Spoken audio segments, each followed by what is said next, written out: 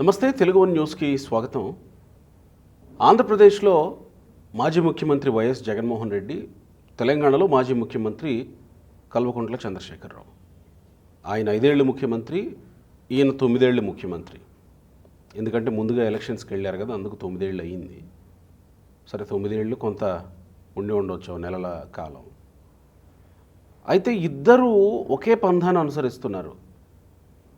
గవర్నమెంట్లో కూడా ఒకే పంథా అనుసరించారేమో అనే చర్చలు కూడా సాగాయి.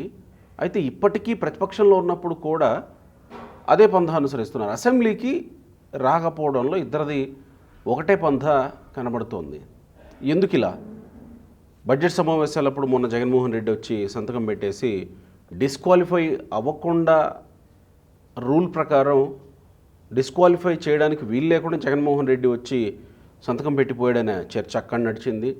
ప్రస్తుతం కేసీఆర్ కూడా ఈరోజు ప్రారంభమైన అసెంబ్లీ బడ్జెట్ సమావేశాల్లో ఆయన కూడా వచ్చి సంతకం పెట్టి అసెంబ్లీలో కూర్చొని గవర్నర్ ప్రసంగం వరకు ఆయనన్నా ఉన్నాడు. కానీ జగన్మోహన్ రెడ్డి గవర్నర్ ప్రసంగం పూర్తయ్యేంత వరకు కూడా ఉండలేదు. మనం చూసాం ఆ విజువల్స్ కూడా. బొత్స సత్యనారాయణని ఇంకెంతసేపు పోదాం పదా అన్నట్టు మాట్లాడిన తీరు మనం చూసాం. కానీ అధికారంలో ఉన్నప్పుడు ముఖ్యమంత్రులుగా వెలుగొందిన వీళ్ళు ప్రతిపక్షంలో ఉన్న తర్వాత అసెంబ్లీకి రావడానికి ఎందుకు ఇష్టపడట్లేదు? అసెంబ్లీకి ఎందుకు మొహం చాటేస్తున్నారు? అంటే ఎట్లా అర్థం చేసుకోవాలో అర్థం కాని పరిస్థితి. అంటే వీళ్ళని గెలిపించడం, అసెంబ్లీకి వీళ్ళని పంపించడం ప్రజలు చేసిన తప్ప, ఆ నియోజకవర్గ ప్రజలు చేసిన తప్ప? మనతో డివి శ్రీనివాస్ గారు, సీనియర్ జర్నలిస్ట్, అనలిస్ట్ ఉన్నారు. నమస్కారం శ్రీనివాస్ గారు. నమస్తే. అంటే చాలా సాధారణంగా మనం ఈ చర్చలు చేస్తూ ఉంటాం. వాళ్ళని గెలిపించిన ప్రజలు తప్పు చేసినట్ట, లేకపోతే ఇంకొకళ్ళని గెలిపిస్తే బాగుండేదేమో కదా, వీళ్ళు అసెంబ్లీకి వెళ్లకుండా, వాళ్ళ ప్రజల సమస్యలు వినిపించకుండా వీళ్ళు అసెంబ్లీకి వెళ్లకుండా ఉండడం ఎంతవరకు సమంజసమని జర్నలిస్టిక్ యాంగిల్లో కొంచెం సుతారంగా మనం చేస్తూ ఉంటాం. కానీ వీళ్ళిద్దరు ఇలా వ్యవహరించడం వెనక ఏమన్నా ప్రత్యేకమైన కారణాలు ఉండి ఉంటాయని అనుకోవాలా? జర్నలిస్టులుగా సుతారంగా అన్నారు అంటే పిన్ ప్రిక్, అవును, సూది కూర్చున్నాడు. అవును అవును. కానీ జనం అలా కాదు. జనం అలా కాదు కదా, గొడ్డల దెబ్బ. ఖచ్చితంగా జనం పడేది గొడ్డల దెబ్బ పడుతుంది అనమాట. అంటే 2 తెలుగు రాష్ట్రాలు, 2 ప్రాంతీయ పార్టీలు, 2 మాజీ ముఖ్యమంత్రులు, వాళ్ళ వ్యవహార శైలి ఇవాళ ప్రజల్లో చర్చ.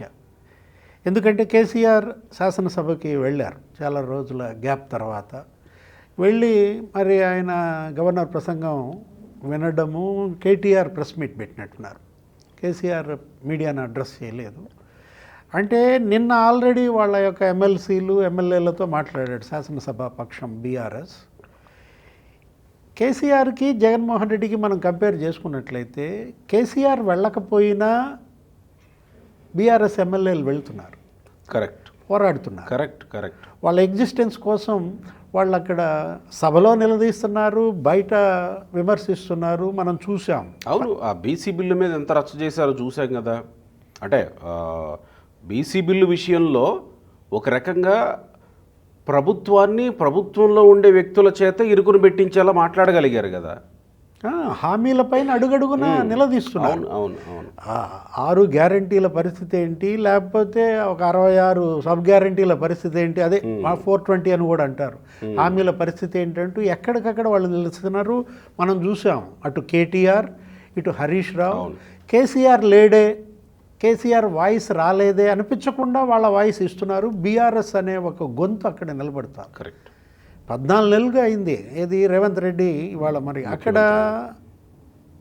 బేరీజ్ వేసుకుంటారు. కేసీఆర్ ఏం చేశాడు 10 ఏళ్ళు ముఖ్యమంత్రిగా, ఈ 14 నెలల్లో రేవంత్ రెడ్డి ఏం చేశారు, ఆయన ఇచ్చిన హామీలు ఎలా అమలు చేశారు. బలంగా ఇవాళ రేవంత్ రెడ్డి, బీఆర్ఎస్ నడుస్తుంది అక్కడ ఫైట్. బీజేపీ మధ్యలో కిషన్ రెడ్డి మామూలుగానే అది నడుస్తున్నది దీంట్లో. అంటే ప్రతిపక్షం అక్కడ బలంగా ఉంది, పాలకపక్షాన్ని ఇరకాటంలోకి నెడుతోంది. ప్రజలు కోరుకునేది అదే. ఏది అదే కదా ప్రజాస్వామ్యం అంటే. కానీ ఇక్కడ అది కొరవడింది ఆంధ్రప్రదేశ్లో. జగన్మోహన్ రెడ్డి బాధ్యత రాహిత్యం, ఒక సామాజిక బాధ్యత కాదు, అది రాజ్యాంగ బాధ్యత, ప్రజాస్వామ్య బాధ్యత. నువ్వు అసలు పార్టీ ఎందుకు పెట్టావు? నువ్వు అసలు ఎందుకు కంటెస్ట్ చేశావు? ఇప్పుడు జగన్మోహన్ రెడ్డి సభకు వెళ్లకుండా అతను వెళ్ళకపోవటమే కాదు, మిగతా 10 మందిని చెడగొట్టి వాళ్ళని వెళ్ళనీయకుండా, అంటే పోనీ అదే శాసన మండలికి ఎందుకు వెళ్తున్నారు? శాసనసభలో బాయ్కాట్ చేయటం ఏంటి? శాసన మండలిలో బొత్స సత్యనారాయణ వెళ్ళడం ఏంటి? అంటే దానికి వాళ్ళు చెప్పే రీజను ఇక్కడ ప్రతిపక్ష హోదా లేదు, అక్కడ ప్రతిపక్ష హోదా ఉంది. అంటే నువ్వు చేసేది రాజకీయం హోదా కోసమా? ప్రజల కోసం కాదా? ప్రజల కష్టాల నుంచి పుట్టిన పార్టీ అంటాడు కదా, అదో పెద్ద జోక్ అయిపోయింది వాళ్ళ. ఇప్పుడు హోదా కోసం నువ్వు పార్టీ పెట్టావా, హోదా కోసం నువ్వు రాజకీయం చేస్తున్నావా? జగన్మోహన్ రెడ్డి అక్కడ సింక్ అవ్వట్లేదు, ప్రజలు డైజెస్ట్ చేసుకోలేని పరిస్థితి. ఇప్పుడు నువ్వే అంటావు 40% ఓట్ బ్యాంక్ నాకు ఉందన్నావు, మాట్లాడితే 40% ఓట్ బ్యాంక్ ఉందంటున్నావు. నువ్వు 40% ఓటర్లకు ఇది అవమానం కదా? ఆ రోజు నువ్వు కంటెస్ట్ చేయకపోతే ఇంకొకరికి ఎవరికో ఒకరికి ఓటేసేవాళ్ళు, గెలిచేవాళ్ళు, ఇవాళ వాళ్ళ వాయిస్ సభలో వినిపించేవాళ్ళు. ఈరోజు పార్టీ ఆవిర్భావ దినోత్సవం మాట్లాడావు, జెండా ఎగరేసావు, ఇదే మాటలు సభలో మాట్లాడితే ఆన్ రికార్డ్. చరిత్ర ఇవాళ నిన్ను వెక్కిరిస్తుంది. మీకు తెలుసు వప్పి, ఏంటి లైబ్రరీ ఉంటుంది అసెంబ్లీలో, అవును, బుక్స్ ఉంటాయి, ఎవరెవరు ఏ డేట్న ఏం మాట్లాడారు, ఏ ప్రశ్న వేశారు, దానికి మంత్రి ఇచ్చిన సమాధానం ఏంటి, లఘు ప్రశ్నలు, షార్ట్ డిస్కషన్, ఇవన్నీ ఉంటాయి దాంట్లో. ఇప్పుడు ఈ రికార్డులో 9 నెలల్లో జగన్మోహన్ రెడ్డి పేరుతో అక్కడ ఏమైనా ఉందా? ఆ 10 మంది ఎమ్మెల్యేలు ఆ లైబ్రరీ ఆ బుక్స్లో వాళ్ళ ప్రస్తావన వస్తుందా? అంటే ఏం చేస్తున్నాడు? చరిత్రకు ద్రోహం చేస్తున్నాడు. అతని యొక్క ఆ బాధ్యత రాహిత్యం కాదది, ఒక అహంభావమా, పొగరా? అంటే ఏంటి, నిన్ను ముఖ్యమంత్రి చేయలేదు కాబట్టి నువ్వు శాసనసభకి వెళ్ళవా? ప్రతిపక్ష హోదా ఇవ్వలేదు కాబట్టి వెళ్ళవా? కొత్త ట్రెండ్ బిగిన్ చేశాడు. ఏది దేశ చరిత్రలో మనం కనీ విని ఎరుగునటువంటిది. ఏ రాజకీయ పార్టీ ఈ విధమైన సాహసానికి, ఇది సాహసం కాదు, ఇది బరితెగింపుకి పాల్పడలేదు.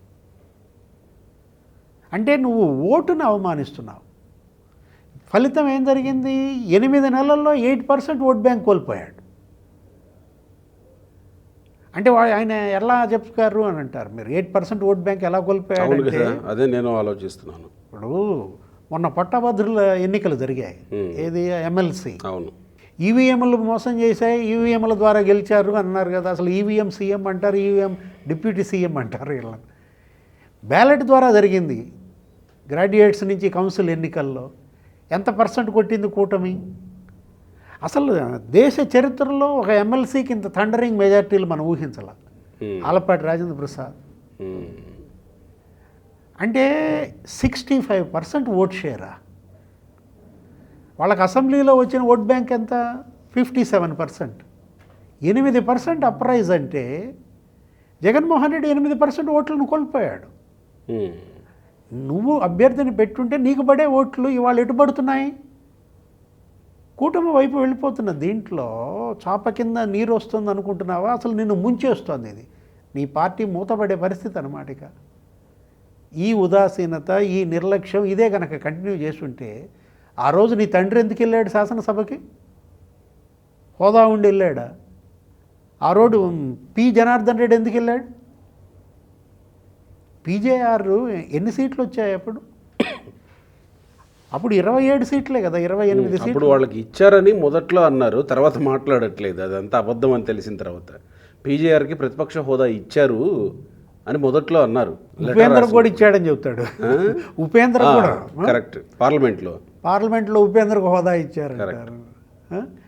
అంటే ఆ రోజు తెలుగుదేశం పార్టీ ఒక గ్రూప్, అది అసలు అది అపోజిషన్ పార్టీయే కాదు, హోదా లేదు. అంటే ఎవరో ఏదో అతనికి రాసిస్తే మాట్లాడతాడా, అతనికి తెలిసి మాట్లాడతాడా, తెలియక మాట్లాడతాడా, తన గొయ్యి తను తవ్వుకోవటం కాదు. ఇవాళ జగన్మోహన్ రెడ్డికి ఏమవుతుంది? ఆల్రెడీ అతను ఎస్టాబ్లిష్డ్, అతని కోరిక నెరవేరింది, ముఖ్యమంత్రి అయ్యాడు, సంపాదించుకున్నారు, లక్షల కోట్లు అంటారు. కానీ వీళ్ళందరి జీవితాలని పణంగా పెడుతున్నాడు. మా సీనియర్ జర్నలిస్ట్ శ్రీరామ్ గారు ఒక మాట అన్నారు ఈ విషయంలో మాట్లాడుతూ ఉంటే. నల్లపరెడ్డి శ్రీనివాసరెడ్డి గారు ఉన్నారు కదా, ఇప్పుడు ప్రస్తుతం వాళ్ళ అబ్బాయి ఉన్నట్టున్నాడు. ఏ రోజు సభకి వెళ్లకుండా అతను గైర్హాజరు కాలేదు. ఆయనకేదో అనారోగ్యంతో హాస్పిటల్ బెడ్ మీద ఉండి నన్ను స్ట్రెచ్చర్ మీదన్నా తీసుకెళ్ళి అసెంబ్లీలో కూర్చోబెట్టండి, నేను మాట్లాడాలి, అసెంబ్లీ జరుగుతుంది అక్కడ అని హాస్పిటల్కి వెళ్ళి పరామర్శించడానికి ఎవరు వెళ్ళినా, జర్నలిస్టులు వెళ్ళినా లేదా అసెంబ్లీ నుంచి తోటి ఎమ్మెల్యేలు ఎవరు వెళ్ళినా వాళ్ళకి ఆ మాట చెప్పేవాడంట ఆయన, నన్ను స్ట్రెచ్చర్ మీదన్నా తీసుకెళ్ళి అసెంబ్లీలో కూర్చోబెట్టండి మాట్లాడాలి అని. అంటే ఇప్పటికీ సజీవంగా ఎందుకున్నాడు నల్లపురెడ్డి శ్రీనివాసులరెడ్డి? ఆయన గురించి ఇప్పటికీ మనం ఎలా చెప్పుకుంటున్నాం? ఈ చర్యల ద్వారా కదా మీరు ప్రజల్లో సజీవంగా ఉండేది. జగన్మోహన్ రెడ్డి చేస్తున్న ఈ పనుల ద్వారా నిర్జీవుడు అవుతున్నాడు. అంటే తను రాజకీయంగా చచ్చిపోతున్నాడు, తన పార్టీని చంపేస్తున్నాడు. ఇవాళ అతని అభిమానులు కానీ కార్యకర్తలు కానీ ఎందుకని అతని దగ్గర ఉండలేకపోతున్నారు? వలసలు ఎందుకు పెరిగాయి? ఇప్పుడు జగన్మోహన్ రెడ్డిని వదిలేసి వెళ్ళిపోతున్న పరిస్థితి. సొంత బంధువు బాలినేని శ్రీనివాసరెడ్డి నీ కోసం మంత్రి పదవి త్యాగం చేసినాడు, నిన్ను వదిలేసి ఎందుకు వెళ్ళిపోయాడు? వాళ్ళు నీ తల్లి లేదు, నీ పక్కన నీ చెల్లి లేదు, కుటుంబమే నిన్ను నమ్మని పరిస్థితి. కార్యకర్తలు ఎలా నమ్ముతారు? అంటే వీళ్ళు ఎందుకు అసెంబ్లీకి రాకూడదు అని అనుకుంటూ ఉండవచ్చు కేసీఆర్ కానీ జగన్ కానీ. అంటే నామోషియా, అంతేనా, భేషజమా, రాజకీయ జీవితానికి అర్హమైన అంశాలేనా? ఏ రాజకీయ నాయకుడైనా ఈ విధంగా ఆలోచన చేశారా? ఎంతమంది ప్రాంతీయ పార్టీల అధ్యక్షులను మనం చూడలేదు. అంటే టీఆర్ఎస్ పార్టీ 2000 సంవత్సరంలో టీఆర్ఎస్ పార్టీ స్టార్ట్ చేసినప్పటి నుంచి కేసీఆర్ గెలుస్తున్నది గుప్పెడు మందినే కదా. ఆ గుప్పెడు మందితో అసెంబ్లీకి వెళుతూనే ఉన్నాడుగా. అంటే వేరే వాళ్ళతో అఫిలియేషన్ ఉంది కాబట్టి వెళ్తున్నాడు అని అన్నారు ఇక్కడ. ఇప్పుడు ఎందుకు వెళ్ళలేకపోతున్నాడు? దాదాపు 39 సీట్లు గెలిచాడు కదా మొన్న. అంటే అప్పుడు ముఖ్యమంత్రి కాలేదు కాబట్టి. ఓకే, ముఖ్యమంత్రి కాకముందు ఒక రకంగా ప్రవర్తిస్తారా, ముఖ్యమంత్రి అయిన తర్వాత ఇంకో రకంగా ప్రవర్తిస్తారా? కేసీఆర్ లాంగ్ టర్మ్ పొలిటీషియన్, స్టాల్వార్ట్, సుదీర్ఘ రాజకీయ జీవితం ఉన్నటువంటి వ్యక్తి. వీళ్ళతో సహాధ్యాయే కదా. 40 ఏళ్ల రాజకీయంలో అతనేంటి లోక్సభలో ఉన్నారు, అసెంబ్లీలో లాంగ్ పీరియడ్ పనిచేశారు. అతనికన్నా అనుభవజ్ఞుడు ఎవరున్నారు? అతనికన్నా సిద్ధాంతకర్త ఎవరున్నారు? పోరాట యోధుడు ఎవరున్నారు? చచ్చిందా పోరాటం? తెలంగాణ పోరాట యోధుడిగా ఉన్నటువంటి వ్యక్తి ఇవాళ శాసనసభకు వెళ్ళి రేవంత్ ప్రభుత్వం పైన ఎందుకని పోరాటం చేయలేకపోతున్నాడు? అంటే వృద్ధాప్యం, సరే అనారోగ్యం, ప్రజలు క్షమిస్తారు, ప్రజలు అర్థం చేసుకుంటారు. కానీ ఉద్దేశపూర్వకంగా మీరు నామోషితో వెళ్ళకపోతే రేపు వాళ్ళు కూడా నామోషి పడతారు, ఓటు వేయరు. ఇప్పుడు డిఎంకే ఉంది, కరుణానిధి, వీళ్ళతో పాటు వీళ్ళకన్నా పెద్ద దిగ్గజం కదా. అసలు ఆయనకన్నా 10-12 సార్లు ఆయన ఎలక్ట్ అయ్యాడు అసెంబ్లీకి. వీల్ చైర్లో కూర్చొని వచ్చేవాడు కదా. అవమానపడ్డాడు. ఏది ఏ అవమానాలు అయితే ఎదుర్కొన్నాడో మళ్ళీ ముఖ్యమంత్రి అయ్యాడు. మీకు ఇవాళ అవమానం జరుగుద్దనే భయంతో వెళ్ళటలేదా? కేసీఆర్ సభకి ఎందుకు వెళ్ళటలేదు? రేవంత్ రెడ్డి కేసీఆర్ని ఏమైనా కొడతాడా, లేకపోతే అవమానిస్తాడా? అతను ఏమంటున్నాడు? రండి, మీరు విఘ్నులు, మీరు అనుభవజ్ఞులు, వచ్చి సలహాలు ఇవ్వండి, మా ప్రభుత్వాన్ని నడపడానికి దిశానిర్దేశంలాగా. మాజీ ముఖ్యమంత్రిగా 10 ఏళ్ళు మీరు పనిచేసిన వ్యక్తి, అపారమైనటువంటి పరిజ్ఞానం. ఏది తెలంగాణలో ఆ జిల్లాలు, గ్రామాలు, చెరువులు, వాగులు, వంకలు, టీఎంసీలతో సహా లెక్క చెబుతారు కదా. ముఖ్యమంత్రిగా అసలు ఆయన ఇచ్చిన డెమాన్స్ట్రేషన్కి అసెంబ్లీలోకి నీళ్ళు వచ్చినాయి అనుకున్నారు ఆ రోజు. అంటే భయపడుతూ వీళ్ళు సభకి ఎగ్గొడుతున్నారా? కాళేశ్వరం పైన విచారణ, టెలిఫోన్ ట్యాపింగ్ పైన విచారణ, కొడుకు ఫార్ములా కార్ రేసు విచారణ, అవన్నీ బయట ఉన్నా కానీ చేయొచ్చు కదా. మరి కొడుకేమీ ఆగట్లేదు కదా. ఏదో లొట్టిపిట్ట కేసు ఏదో అన్నాడు, లొట్టపీసు కేసా, ఫార్ములా 1 రేస్. అంటే ఇది కాదు ప్రజలు కోరుకున్నది. కేసీఆర్ నుంచి అయినా సరే, జగన్మోహన్ రెడ్డి నుంచి అయినా సరే ఇది కాదు. వీళ్ళు భవిష్యత్ తరాలకు దిశానిర్దేశం చేయాల్సింది. బాధ్యత రాహిత్యానికి పరాకాష్ఠగా చూడాలి. జగన్మోహన్ రెడ్డి నన్ను ముఖ్యమంత్రిని చేయలేదు, నాకు కావాల్సిన స్థానాలు నాకు ఇవ్వలేదు కాబట్టి సభ మీదే అలగటం అంటే అది సభను అవమానించడం. మీరు అన్న ఒక పాయింట్, అవమానిస్తారేమోనని, అవమాన పడతారేమోనని ముందుగానే భయపడి రావట్లేదా? అవమానిస్తే ముఖ్యమంత్రి అవుతావు, అదో కొత్త ట్రెడిషన్ వచ్చింది కదా. అదే చెప్పబోతున్నా నేను, అదో కొత్త సంప్రదాయం. అదే చెప్పబోతున్నా నేను. కరుణానిధి, జయలలిత, చంద్రబాబు నాయుడు గారు, ఎన్టీఆర్, అంటే శాసనసభలో ఇక నేను ఉండనని చెప్పి బయటకు వచ్చింది. 2019కి ముందు జగన్మోహన్ రెడ్డి కూడా నాకు మైక్ కట్ చేస్తున్నారు పదే పదే అని చెప్పి కదా నువ్వు బయటకు వచ్చావు, తర్వాత పాదయాత్ర చేసావు, తర్వాత ముఖ్యమంత్రి అయ్యావు. ఆ ఫార్ములా మర్చిపోతే ఎట్లా? అంటే మమ్మల్ని అవమానించండి రా నాయన అని ఇంకా వాళ్ళని అడుక్కోవాలా అది మళ్ళా ముఖ్యమంత్రి కావడం కోసం. అట్లా కాకుండా వీళ్ళు ఇది అవమానిస్తారని కూడా కాదు, ఒక రకమైనటువంటి అధికార మత్తు దిగలేదా, ఆ కళ్ళకి కమ్మిన ఆ పొరలు ఇంకా తొలగిపోలేదా మనకు అనిపిస్తోంది. అదే ఏది ఇంకా మేము ముఖ్యమంత్రిగానే ఉన్నామన్న భ్రమల్లో ఉన్నారా? వాస్తవాన్ని జీర్ణించుకోలేని పరిస్థితిని ప్రజలు హర్షించరు. ప్రజలు కోరుకునేది ఏంటి? మిమ్మల్ని నెత్తిన పెట్టుకునేది వాళ్ళే, మిమ్మల్ని నేలకేసి కొట్టేది వాళ్ళే. నెత్తిన పెట్టుకున్నా ఆ కళ్ళు ప్రజల వైపే ఉండాలి, నేలకేసి కొట్టినా ఆ కళ్ళు ప్రజలనే చూడాలి. అప్పుడే వాళ్ళు మళ్ళీ మిమ్మల్ని కరుణిస్తారు, మీకు ఓట్లేసి గెలిపిస్తారు. అది వదిలేసి ఎప్పుడో ఒకప్పుడుకి రేవంత్ అన్పాపులర్ అవుతాడు, ఎప్పుడో ఒకప్పుడుకి దిగకపోతాడా, మేము గెలవకపోతామా? ఇది ఒక ప్రమాదకరమైనటువంటి చర్య కదా సార్. ప్రస్తుతం అధికారంలో ఉన్నటువంటి వాళ్ళ మీద వ్యతిరేకత రాకపోద్దా, మళ్ళీ మన వైపు చూడకపోతారా అని ప్రస్తుతం ప్రతిపక్షంలో ఉన్న ఇరు రాష్ట్రాల ముఖ్యమంత్రులు ఎదురు చూడడం అంటే ఏదన్నా కొద్దో గొప్ప అవకాశం ఉంటే తెలంగాణలో ఉంది. బీఆర్ఎస్ ఇవాళ కేసీఆర్ ఆయనకున్న గుడ్ విల్, గతంలో వాళ్ళకున్న సంస్థాగత బలం కానీ, కార్యకర్తలు కానీ, నాయకులు 10 మంది 12 మంది మారినా కూడా ఇవాళ అక్కడ వాళ్ళు చేస్తున్నటువంటి ప్రతిపక్షంగా నిలబడుతున్నటువంటి పోరాటాలు కానీ కొంతవరకు బెటర్. జగన్మోహన్ రెడ్డికి ఆ పరిస్థితి లేదు. మొన్న పవన్ కళ్యాణ్ ఇచ్చిన స్టేట్మెంట్కి ఇంకో 15 ఏళ్ళకి అసలు జగన్మోహన్ రెడ్డికి భవిష్యత్తు కనపడిన పరిస్థితి.